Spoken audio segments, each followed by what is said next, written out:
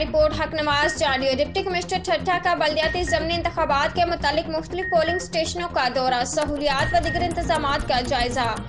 ٹھٹہ 4 مئی۔ Deputy commissioner Ghulam فاروق چومرو نے assistant commissioner کے T بندر اور اسسٹنٹ کمشنر گھوڑا باری کے ہمراہ بلدیاتی ضمنی انتخابات 2023 کے حوالے سے یونین کونسل کے ٹی بندر، گھوڑا باری، دھابے جی اور دیگر پولنگ اسٹیشنوں کا دورہ کیا۔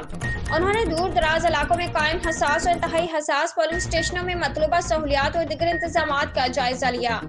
اس موقع پر ڈپٹی کمشنر نے محکمہ ایجوکیشن ورکس اور دیگر متعلقہ افسران کو ہدایت کی کہ انتخابات کے دن سیکیورٹی سمیت دیگر تمام ضروری سہولیات کی فراہمی کو یقینی بنایا جائے تاکہ انتخابات پرامن، صاف اور شفاف طریقے سے ہو سکیں۔